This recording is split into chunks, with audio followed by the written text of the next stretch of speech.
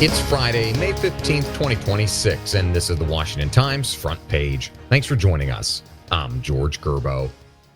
Chinese President Xi Jinping warned President Trump any mishandling of Taiwan could lead to clashes and even conflicts, adding friction to the two-day summit between the leaders. Jeff Murdoch, Tom Howell, Vaughn Cockayne, and Bill Gertz report Xi's comments were consistent with China's longstanding position toward Taiwan. A White House readout of the meeting didn't mention Xi's comments regarding Taiwan and characterized the meeting as good.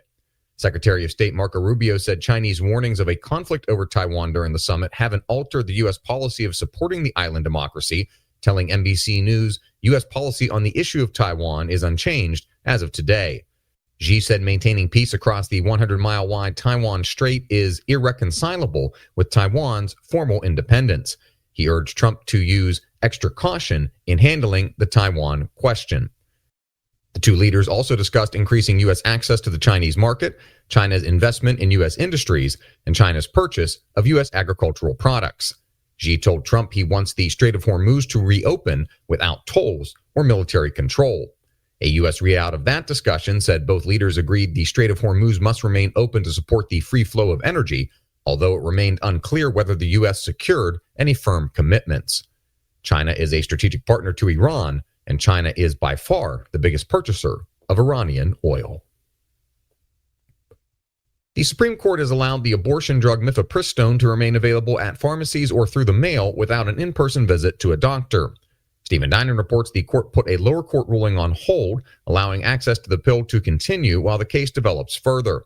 The court didn't explain its reasoning, though to win a stay, it must have agreed with the drug manufacturers that the lower court's decision was wrong and that the drug companies would be injured if the justices didn't intervene. A lower court had ruled 2 weeks ago that the Food and Drug Administration likely erred in its 2023 decision, allowing mifepristone to be prescribed during virtual doctor's visits and delivered by mail. Justices Samuel Alito and Clarence Thomas dissented, with Thomas writing, "The drug companies are not entitled to the court's action to spare them lost profits from their criminal enterprise."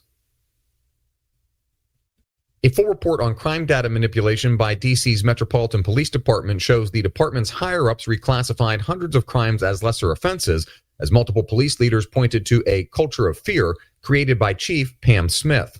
Matt Delaney reports the internal report said crimes such as theft, burglary, and assault with a dangerous weapon were recategorized across the city's 7 police districts dozens or even hundreds of times.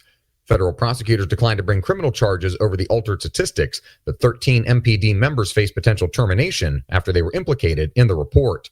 The investigation found former 3rd District Commander Michael Pulliam, whose suspension a year ago prompted the internal probe, reclassified 157 offenses during his time. And finally, the Iran war has reshuffled the Middle East and sparked an era of regional geopolitical rivalries at a moment when Iran's military and its proxies have been knocked off balance. Vaughn Cockayne reports Israel and Turkey are accelerating a struggle for regional dominance, with the two longtime antagonists vying for influence from Syria to the Horn of Africa. Some prominent Israelis and pro-Israel voices in the West are working to cast Turkey as a dangerous emerging Islamic power. Turkey, meanwhile, has increasingly raised concerns Israel is using the Iran war to justify expansionist designs across the region. Find all today's front page stories at WashingtonTimes.com/front page or on the Washington Times app, or find us wherever you get your podcasts. You can also find us on social media at Wash Times for breaking news, sports, commentary, and more. For the Washington Times,